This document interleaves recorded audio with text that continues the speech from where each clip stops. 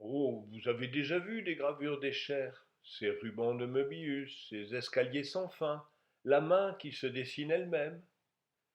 Eh bien, le héros du jour, c'est lui. Oh, non pas qu'il ait marqué l'histoire de la géométrie par ses théorèmes, il n'a jamais prétendu faire des mathématiques.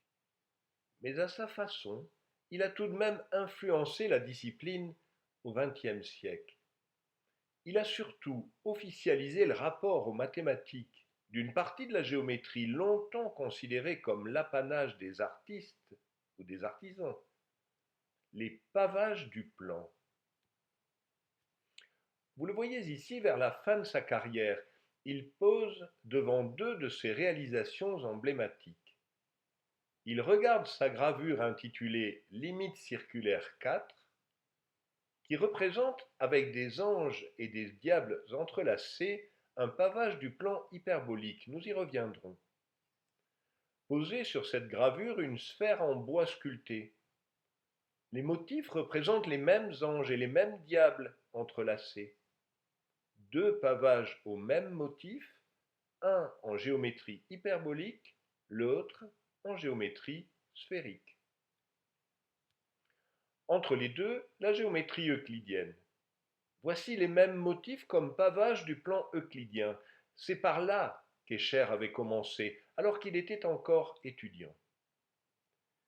Écoutez-le raconter. Au fil des années, j'ai dessiné environ 150 de ces pavages.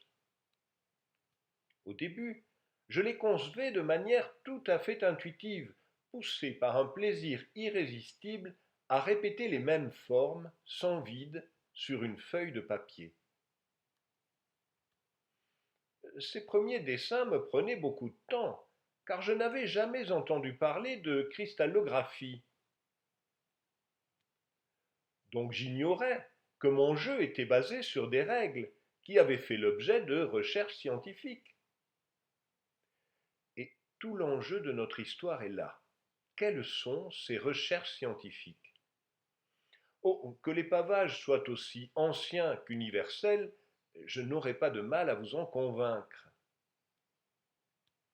Ces piliers, recouverts de mosaïques, datent probablement d'avant l'invention de l'écriture, donc des mathématiques.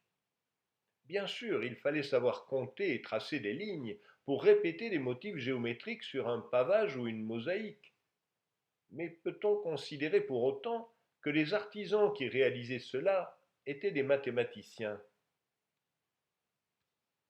Ce magnifique plafond date du règne de Ramsès II. Ce dallage date du temps de Platon. Les thermes de Caracalla ont été bâtis au début du IIIe siècle. Oh, bien sûr, les pavages n'ont pas été l'apanage des seuls Grecs et Romains. Il en existait sous toutes les civilisations. Dans ce jardin chinois, autant le dallage au sol que les portes de la maison sont décorés de motifs périodiques. Les pavages du Taj Mahal sont à la mesure de la beauté de l'édifice. Reste que ces magnifiques mosaïques sont le plus souvent associées dans notre esprit aux artistes arabes. Le palais de l'Alhambra à Grenade symbolise plus que tout autre la beauté et la diversité de la mosaïque décorative chez les Arabes. On y trouve, parfois dans une seule pièce, des pavages construits selon plusieurs règles différentes qui s'harmonisent parfaitement, comme ici, dans le bain de la mosquée. Escher a effectué deux visites à l'Alhambra. La seconde visite au printemps 1936 a été déterminante pour la suite de sa carrière. Écoutez ce qu'il en dit.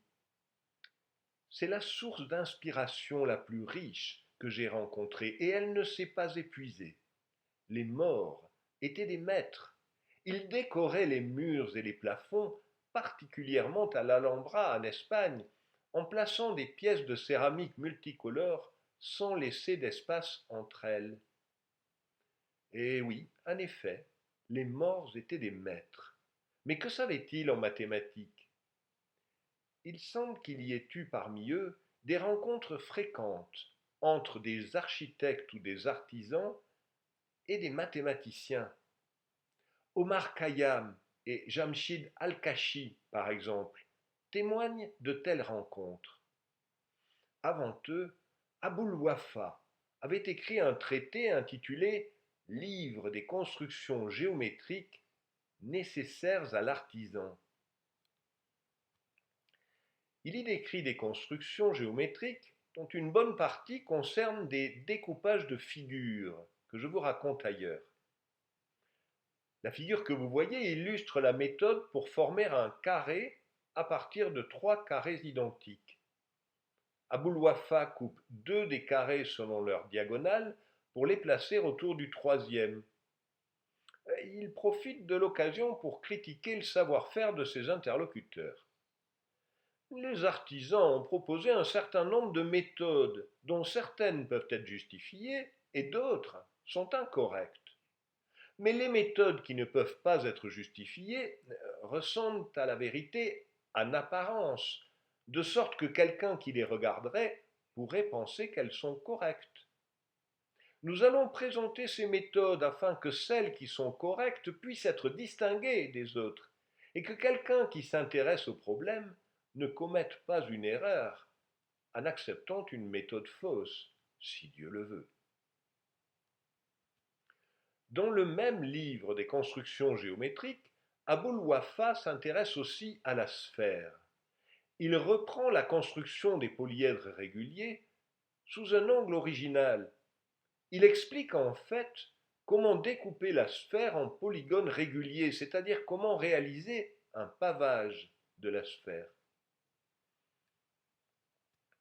Peu de traités comme celui d'Aboul Wafa ont été conservés.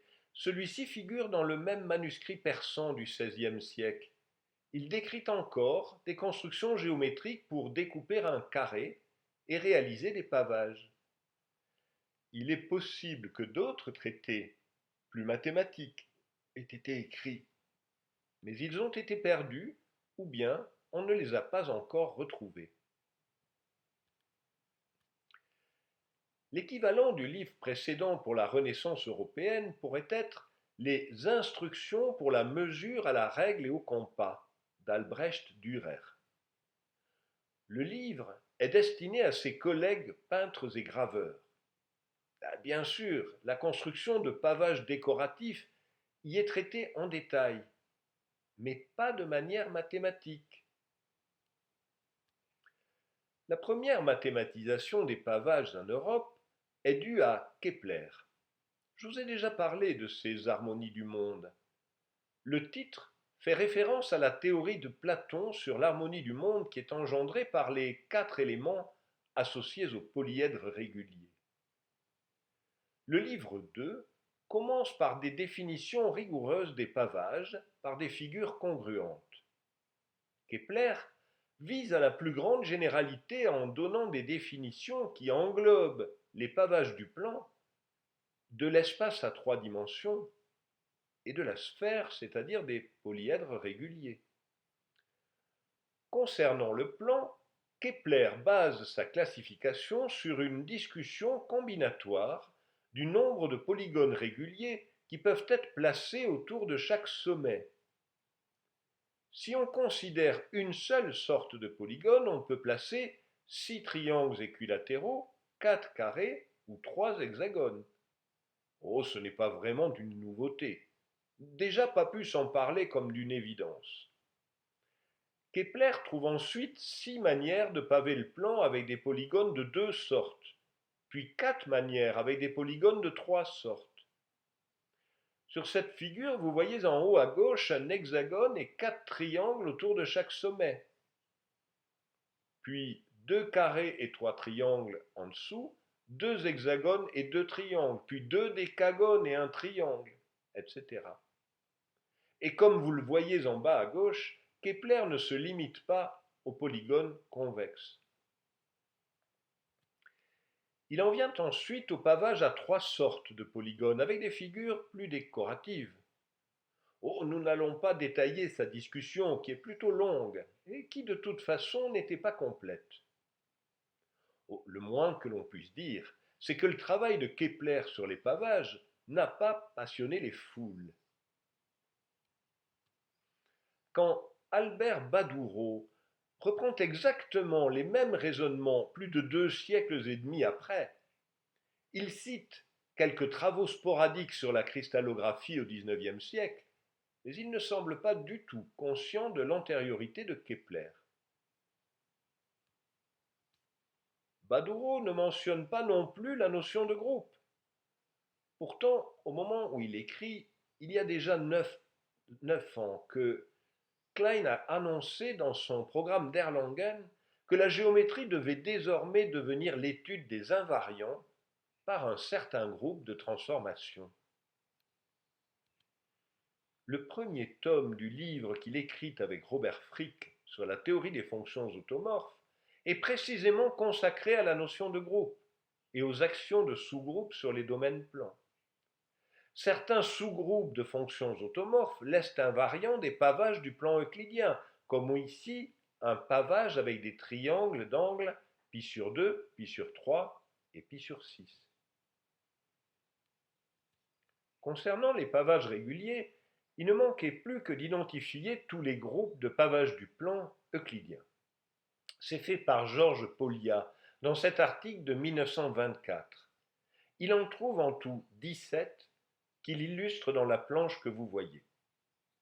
En fait, le même résultat avait été démontré en 1891 par un Russe, Evgraf Fedorov, mais son article était passé inaperçu. Il se trouve que l'article de Polya a été montré à Escher par son frère, et la figure que vous voyez a influencé les propres recherches d'Escher. À part la théorie des groupes, une autre révolution était apparue en géométrie au cours du XIXe siècle, celle des géométries non euclidiennes. On connaissait même des modèles de cette géométrie qui conservent les angles, comme ici le disque dit de Poincaré, un des modèles inventés pour prouver la consistance de la géométrie hyperbolique. En géométrie hyperbolique, la somme des angles d'un triangle est inférieure à π.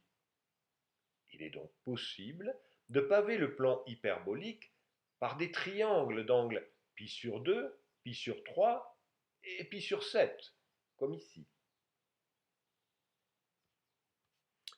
De sorte que quand Coxeter, 60 ans plus tard, publie cette image d'un pavage hyperbolique avec des triangles d'angle π sur 2, π sur 4, π sur 6, ce n'était pas vraiment une nouveauté mathématique.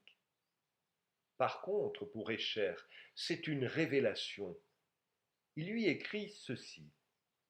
Bien que votre texte sur la symétrie cristalline soit beaucoup trop savant pour l'autodidacte des motifs que je suis, quelques-unes de vos illustrations, et en particulier celle-ci, m'ont causé un vrai choc. Depuis longtemps, je m'intéresse aux motifs qui deviennent de plus en plus petits jusqu'à atteindre la limite de l'infiniment petit. J'ai essayé de trouver comment votre figure était construite géométriquement, mais je n'ai réussi qu'à trouver les centres et les rayons des grands cercles intérieurs. Néanmoins, j'ai utilisé votre modèle pour une grande gravure sur bois dont j'ai réalisé un secteur de 120 degrés que j'ai imprimé 3 fois. Cette gravure, c'est la première de la série des limites circulaires que vous voyez. Armé essentiellement de son intuition et de sa virtuosité technique, Escher va progresser rapidement. Pour cette troisième limite circulaire, ce sera au tour de Coxeter de chercher à comprendre comment Escher l'avait construite. Escher a dit « Bien que je sois totalement innocent d'un quelconque apprentissage ou d'une quelconque connaissance dans les sciences exactes, il semble que j'ai souvent plus en commun avec les mathématiciens qu'avec mes collègues artistes. Dommage qu'il n'ait pas connu l'informatique graphique. On se demande ce qu'il aurait pensé du passage à la dimension supérieure en géométrie hyperbolique. Vous savez, il avait beau être totalement innocent d'un quelconque apprentissage, quelque chose me dit que de nombreux mathématiciens auraient aimé avoir sa notoriété. Tenez, prenez Albert Badoureau par exemple. Comment ça, vous ne savez déjà plus qui c'est? Oh non, je ne vais pas recommencer l'histoire au début. Si? Bon. Il était une fois un artiste qui voulait remplir ses feuilles de papier avec des motifs identiques.